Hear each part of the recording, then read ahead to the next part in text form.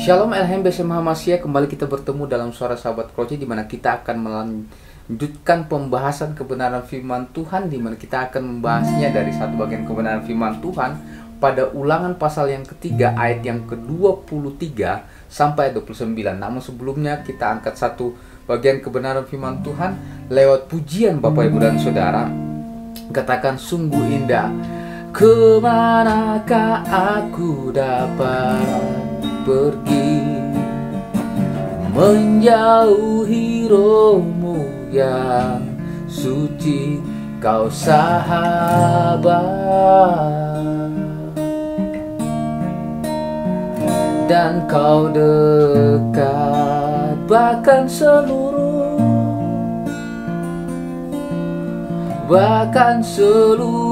pengabdianku tak bisa membalas kesetiaanmu, kau kemuliaan dan berharga. Katakan, sungguh besar pengorbananmu bagiku, terlalu dalam untuk dimengerti. Oh, sungguh besar, oh, sungguh indah yang kau pikirkan tentangku, dan seselami bagiku.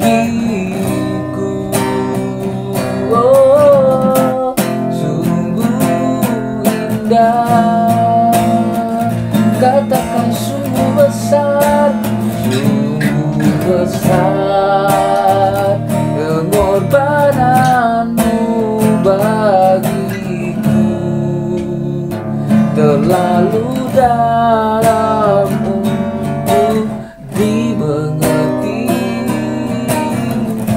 Sungguh besar, oh, sungguh indah yang kau pikirkan tentangku, tak terselami bagiku. Oh, sungguh indah, oh, sungguh indah. Terima kasih Bapa, terima kasih Yesus. Kami percaya bahwa Engkau sungguh besar, sungguh indah dalam hidup kami Tuhan. Dan dengan itu Tuhan, kami mau merenungkan firman Tuhan ini. Biarlah kiranya kami menjadi kuat, menjadi teguh, menjadi melihat kemurahan Tuhan yang luar biasa. Terima kasih Bapak. Kami serahkan firman Tuhan ini dalam satu nama yang berkuasa, Tuhan kami Yesus Kristus. Semua yang percaya katakan amin. Haleluya. Shalom LHM BSM Hamasia, Bapak Ibu dan Saudara. Hari ini kita akan membahas satu bagian kebenaran dalam firman Tuhan dengan satu tema, cukup. Jangan lagi bicarakan perkara itu dengan aku. Bapak Ibu dan Saudara, ayat ini saya ambil menjadi satu tema dalam sebuah bagian kebenaran firman Tuhan, khususnya di dalam kitab Ulangan pasal 3 ayat 23 sampai 29. Di dalam ayat yang ke-27 Bapak Ibu dan Saudara, Tuhan katakan, 26 maksud saya, cukup, jangan lagi bicarakan perkara itu dengan aku. Konteks pembicaraan kita ini adalah ketika Tuhan Allah mendapati Musa memohon kepadanya supaya Musa diberikan izin untuk masuk ke tanah perjanjian. Tetapi Bapak Ibu dan Saudara, Tuhan kemudian menolak hal tersebut. Tuhan tidak menginginkan hal tersebut. Dan Tuhan katakan, cukup, jangan bicarakan perkara itu dengan aku. Bapak Ibu dan Saudara, hal ini menjadi suatu kemarahan Tuhan, menjadi suatu ketidaksukaan Tuhan kepada Musa. Mengapa demikian? Karena Tuhan tahu bahwa cukup bagi Musa untuk sampai pada titik tersebut. Tidak perlu dia masuk ke tanah perjanjian, tidak perlu dia melakukan hal tersebut untuk melanjutkan tongkat kepemimpinannya, karena Tuhan tahu bahwa dia tidak pantas untuk masuk ke sana. Dia tidak perlu untuk masuk ke sana. Nah, Bapak Ibu dan Saudara, kita mungkin mau berpikir, kenapa Tuhan begitu jahat ya kepada Musa? Padahal kan bukannya Musa itu sudah begitu berjasa, Bapak Ibu dan Saudara. Bukannya dia yang pertama melahirkan perjalanan ini, kemudian berjasa begitu banyak, pagi, siang, dan malam, menerima semua kritik, saran, kemudian cecaan, makian, Bapak Ibu dan Saudara. Tetapi ketika di ujung, mengapa bukan dia yang masuk? Bapak Ibu dan Saudara, seringkali kita kemudian berpikir negatif tentang hal ini. Mungkin kita berpikir, wah Tuhan begitu jahat ya, tega-teganya ya Tuhan. Bapak Ibu dan Saudara, di balik itu semua, saya yakin dan percaya Tuhan kita yang luar biasa itu punya rencana yang sungguh indah buat semua umatnya, termasuk kepada Musa. Nah, Bapak Ibu dan Saudara mungkin berpikir, apa pelajarannya buat kita? Apa yang kita mau pelajari dari hal ini?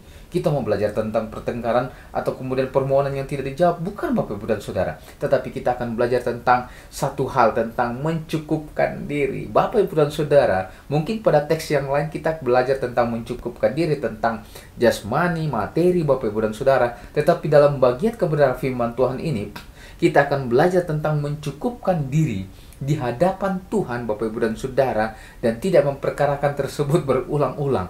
Artinya kita tidak perlu memintanya karena Tuhan tahu bahwa sudah cukup. Nah, Bapak Ibu dan Saudara, dalam membelajar tentang kebahagiaan kebenaran firman Tuhan ini, kita akan diperhadapkan dengan satu pertanyaan. Mengapa kita perlu belajar mencukupkan diri dalam konteks pembacaan firman Tuhan ini, khususnya dalam kitab Ulangan pasal yang ketiga ayat 23-29. Nah, mari kita bersama-sama mempelajarinya, membahasnya lebih dalam, Bapak Ibu dan Saudara. Yang pertama, kalau kita melihat dalam ayat 23-26, kita bisa melihat bagaimana Musa ketika itu melakukan sebuah pujian di hadapan Tuhan. Dia mengungkapkan bagaimana kebesaran Tuhan yang begitu luar biasa, bagaimana Tuhan memberikan kasih karunia-Nya. Nah, Bapak Ibu dan Saudara, ketika itu kita bisa melihat bagian kebenaran firman Tuhan. Ayat 23 kalau kita baca secara berurutan, kemudian kita belajar untuk memahaminya sedikit demi sedikit, maka kita bisa melihat bagaimana alasan pertama kita belajar mencukupkan diri adalah karena alasan yang paling mendasar, karena Tuhan yang kita sembah itu, Tuhan yang telah membawa bangsa Israel itu keluar dari tanah perbudakan masuk ke tanah perjanjian, adalah karena Dia sudah jauh lebih dahulu mengasihi kita. Dia sudah jauh lebih dahulu memberikan kasih karunia-Nya kepada kita. Jadi Bapak Ibu dan Saudara, tidak ada alasan buat kita untuk kemudian meragukan kesetiaan Tuhan, meragukan kuasa Tuhan. Karena apa? Karena itu cukupkan dirimu. Mengapa Tuhan ingin supaya kita mencukupkan diri? Karena Bapak Ibu dan Saudara, mari kita lihat pembuktiannya dalam ayat 23, 24 sampai 26. Kita bisa melihat yang pertama, karena Tuhan sudah memberikan kasih karunia-Nya lewat apa? Lewat kebesaran Tuhan. Bapak Ibu dan Saudara bisa baca nanti. Yang kedua, lewat tangan Tuhan yang kuat, lewat perbuatan perkasa yang tiada tandingannya.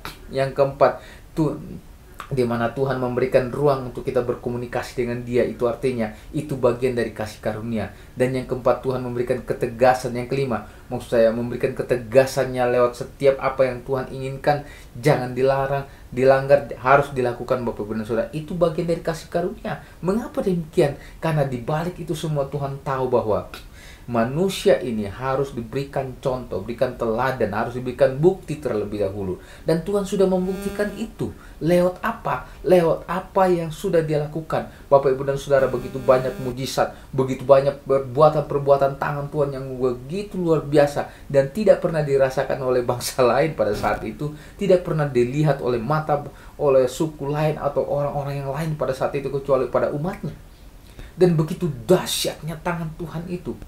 Jadi Bapak Ibu dan Saudara, tidak ada alasan bagi Musa, tidak ada alasan bagi bangsa Israel untuk tidak kemudian mencukupkan diri. Hari ini mungkin kita berpikir hal yang sama. Bapak Pendeta, begitu banyak permasalahan saya, mengapa Tuhan tidak menjawab saya? Bapak Pendeta, mengapa kemudian urusan saya, masalah saya begitu tidak dapat cepat diselesaikan? Bapak Ibu dan Saudara, mengertilah bahwa di balik semua itu Tuhan izinkan kita untuk kita memahami kasih karunia Tuhan.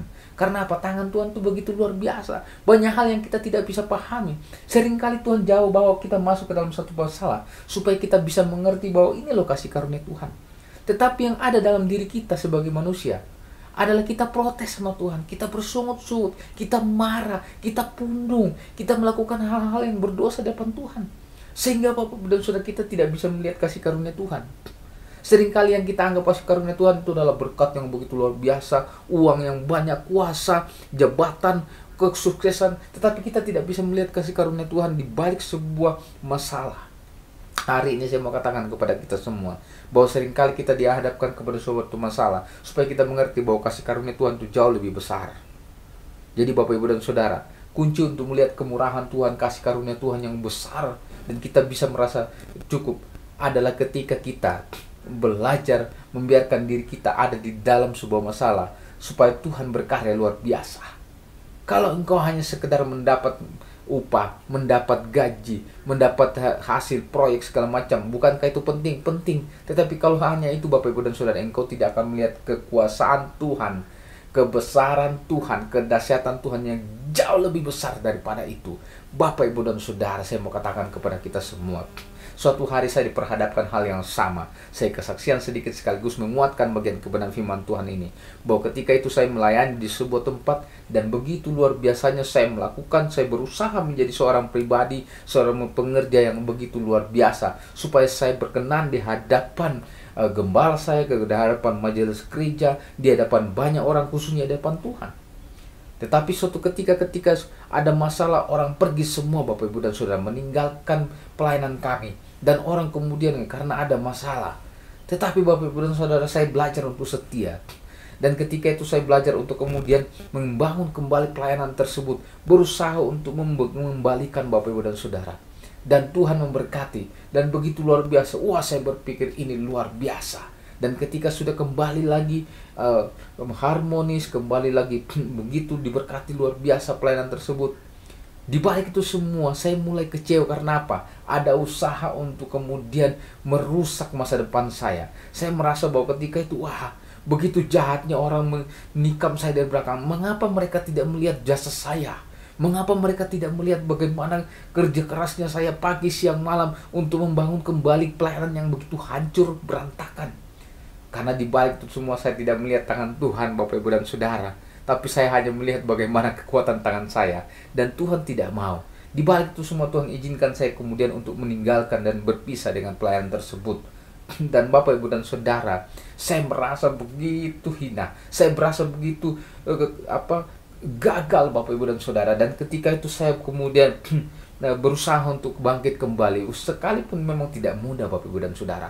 Dan ketika seperjalanannya waktu Bapak Ibu dan Saudara, saya baru melihat bahwa ketika Tuhan izinkan kita masuk dalam sebuah lembah masalah, maka sebenarnya Tuhan sedang mempersiapkan kita, mengasihi kita, memberikan kasih karunia-Nya jauh lebih besar dari apa yang kita pikirkan, jauh lebih dahsyat dari apa yang kita merencanakan, jauh lebih luas dari apapun Bapak Ibu dan Saudara. Dan bahkan Tuhan ingin menyelamatkan kita. Sama seperti bangsa Israel diizinkan masuk ke tanah perbudakan, supaya mereka bisa melihat kemurahan Tuhan yang jauh lebih besar dari hanya sekedar masalah mereka ditindas, dianiaya.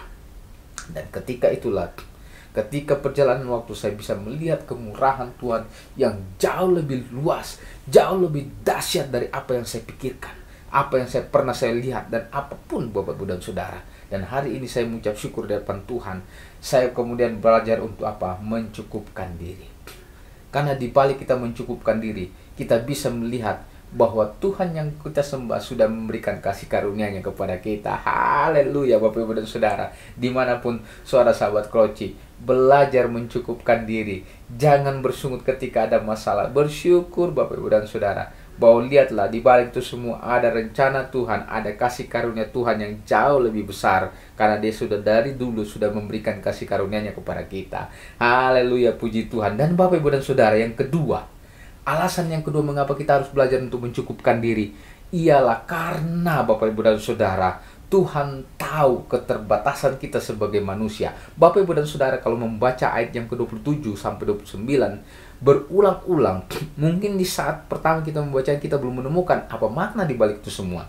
Tetapi ketika itu Tuhan mengajak Musa untuk naik ke atas gunung Pisga, Bapak Ibu dan Saudara. Dan ketika itu Tuhan katakan, lihat ke utara, ke selatan, lihat lembah itu, lihat negeri itu. Di sanalah bangsa Israel akan menemukan tanah perjanjian itu. Tetapi Bapak Ibu dan Saudara, apa maksudnya? Tuhan ingin katakan kepada Musa sebenarnya bahwa engkau manusia ciptaanku itu memiliki keterbatasan. Mengapa? Karena manusia terbatas oleh ruang dan waktu. Manusia punya umur yang tidak bisa kekal. Manusia tidak bisa melewati ruang dan waktu. Ada batasannya, Bapak Ibu dan Saudara. Ketika saya membaca bagian firman Tuhan itu, mengapa kemudian terjawablah, mengapa kemudian kita harus belajar mencukupkan diri? Karena kita manusia punya keterbatasan. Kita tidak bisa melewati ruang dan waktu tanpa ada kasih karunia Tuhan. Dan Bapak Ibu dan Saudara, supaya kita manusia sadar, kita punya keterbatasan. Kita punya umur tidak bisa kekal, Bapak Ibu dan Saudara. Orang berusaha untuk membuat penampilannya tetap muda, tetap fresh, tetap glowing, tetap berusaha supaya bagaimana kuat, dahsyat badannya, Bapak Ibu dan Saudara, di umur yang masih ini, yang sudah tua. Tetapi Bapak Ibu dan Saudara, tidak bisa tidak. Manusia tetap punya keterbatasan. Orang berusaha membuat dirinya kemudian memiliki umur yang panjang. Tapi Bapak Ibu dan Saudara, kita harus sadar, manusia terbatas oleh ruang dan waktu. Tuhan katakan, lihat ke utara, ke selatan, dan lihat negeri itu. Itu artinya Musa harus disadarkan bahwa engkau sudah melewati, engkau memang mau mulainya, engkau memang seorang leader yang luar biasa, engkau berkenan di hadapanku. Tetapi bukan hanya masalah soal dia melakukan kesalahan, tetapi ketika itu Tuhan hanya ingin supaya Musa menyadari bahwa manusia punya keterbatasan, Bapak Ibu dan Saudara. Saya Bapak Ibu dan Saudara, dan kita semua dimanapun ada, kita punya keterbatasan ruang dan waktu. Tuhan bisa saja ada di mana saja, di tempat ini, di mana saja, tapi kita tidak bisa sama. Itu yang pertama, bahwa manusia punya keterbatasan ruang dan waktu. Yang kedua, Musa harus disadarkan tentang apa? Bahwa di dalam kepemimpinan, di dalam sebuah leadership, harus ada regenerasi. Itu makanya Tuhan katakan dalam ayat yang ke-28, suruhlah, persiapkanlah Yosua supaya ia memimpin bangsa Israel ini masuk ke tanah perjanjian. Itu artinya Tuhan ingin katakan kepada Musa, Musa, engkau harus sadar, ada masa di mana engkau bisa memimpin, tapi ada masa engkau harus kemudian undur dari jabatanmu. Engkau harus purna tugas, engkau tidak boleh melanjutkannya. Kenapa? Sudah sampai di situ. Mungkin kita berpikir, oh begitu tega ya Tuhan ya. Bukankah di akhir jabatannya dia harus juga menikmati? Oh, Bapak Ibu dan Saudara, jauh lebih indah rencana Tuhan. Bisa saja kemudian ketika Musa diizinkan masuk atau memaksakan diri, bisa saja dia kemudian mengalami hal yang tidak enak. Bisa saja kemudian dia jatuh dalam dosa kekuasaan, dosa nafsu, kemudian segala macam, Bapak Ibu dan Saudara. Tapi Tuhan tahu, stop.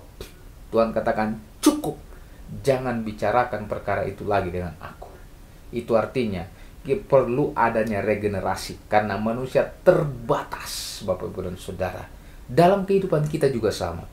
Ketika kita sudah berumur, ketika kita sudah mulai senior, Bapak Ibu dan Saudara, saya mau katakan kepada kita semua, kita harus sadar bahwa ada masa dan waktu kita. Dan ada masa di mana kita harus undur dari jabatan, dari tugas kita. Jangan memiliki nafsu yang berlebihan. Kita tidak bisa bawa ketika mati, Bapak Ibu dan Saudara. Oh, ini harus untuk anak saya, cucu saya. Ya, maybe. Tapi kita tidak punya kuasa ketika kita sudah mati. Siapa yang bisa membelanya? Dan saya mau katakan kepada kita semua bahwa semua itu ada perlu regenerasi, pergantian kepemimpinan. Dan yang paling menarik dalam ayat 29, Bapak Ibu dan Saudara, kalau kita membaca bagian firman Tuhan itu, yang menarik adalah ketika itu dikatakan dalam ayat 29, mereka beristirahat kemudian tinggal di Bet Peor. Saya membacanya berulang-ulang dan kemudian saya menemukan bahwa Tuhan ingin mengatakan kepada Musa bahwa Musa, selain engkau terbatas ruang dan waktu, ada masamu, ada umurmu, engkau harus kemudian meregenerasikan, memberikan tanggung jawab kepada orang lain. Yang ketiga, engkau ada masa untuk beristirahat. Bapak, Ibu, dan Saudara, dari agian program firman Tuhan ini, saya menemukan bahwa kita punya keterbatasan. Ada masa kita bekerja, membanting tulang, segala macam, berusaha semaksimal mungkin, Bapak, Ibu, dan Saudara. Tapi ada masa di mana kita harus beristirahat. Ada restnya, Bapak, Ibu, dan Saudara. Kendaraan saja, kalau dia belajar, kalau dia misalnya berangkat dari satu tempat ke tempat, dia perlu rest. Makanya ada rest area. Manusia juga sama.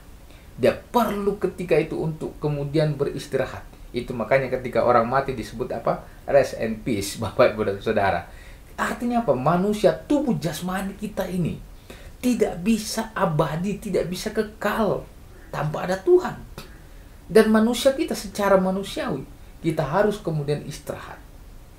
Bagian kebenaran firman Tuhan ini begitu luar biasa memberkati kita.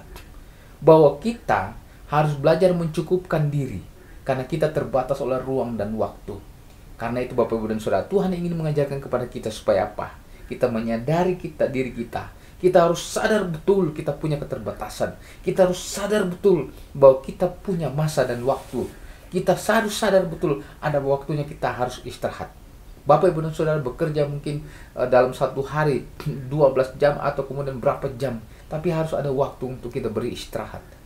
Nah, Bapak, Ibu, dan Saudara, Tuhan mengajarkan hari ini kepada kita dua hal. Mengapa kita perlu mencukupkan diri?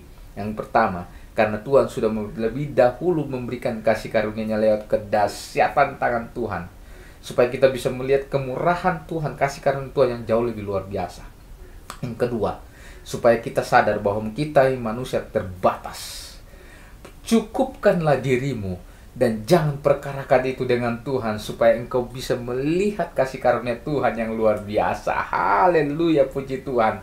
Bapak, Ibu, dan Saudara, biarlah kebenaran firman Tuhan ini menguatkan kita, menumbuhkan kita, dan membuat kita makin kuat, makin teguh melihat kemurahan Tuhan. Hari ini mungkin kau sakit, Bapak, Ibu, dan Saudara, jangan bersungut-sungut, tapi bersyukurlah di hadapan Tuhan. Di balik sakitmu ada rencana Tuhan untuk menyelamatkan engkau, untuk membuat engkau jauh lebih sehat. Mungkin engkau punya masalah atau bisnismu sedang jatuh, jangan bersungut-sungut, tetaplah bersyukur dan berusaha. Di balik itu semua Tuhan sedang mengasihi engkau untuk melihat begitu luasnya kasih karunia Tuhan. Atau mungkin engkau bermasalah dengan istrimu, dengan suamimu, dengan anakmu, dengan mertuamu, dengan besanmu, dengan mantumu, atau siapapun, Bapak, Ibu, dan Saudara. Jangan mengeluh, tapi sadarlah di balik itu semua ada kasih karunia Tuhan yang luar biasa. Hari ini suara sahabat Koci dimanapun Anda berada, mari kita sama-sama bersyukur, menyatakan kemurahan Tuhan. Cukup, jangan bicarakan perkara itu dengan aku.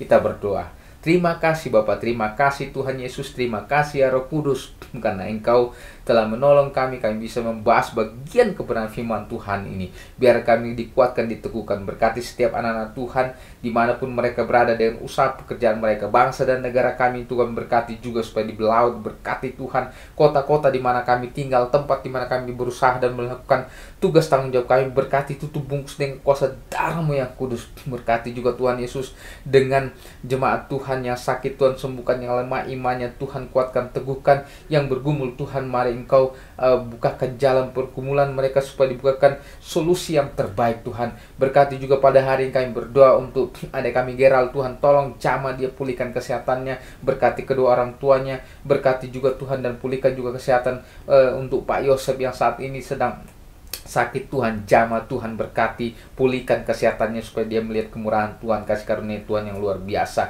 Dan jemaat-jemaat Tuhan dimanapun berada, Tuhan berkati mereka semua Tuhan. Terima kasih, kami serahkan semua di dalam satu nama yang berkuasa Tuhan kami Yesus Kristus. Haleluya, haleluya, amin. Suara sahabat Kroci, terima kasih untuk setelah nonton tayangan ini. Biar akhirnya kita dikuatkan, teguhkan, bisa mengirimkan pokok doa dan dukungan melalui 085314483419. Terima kasih, Tuhan Yesus memberkati. Shalom Elohim, Beshem Hamasiah. Haleluya.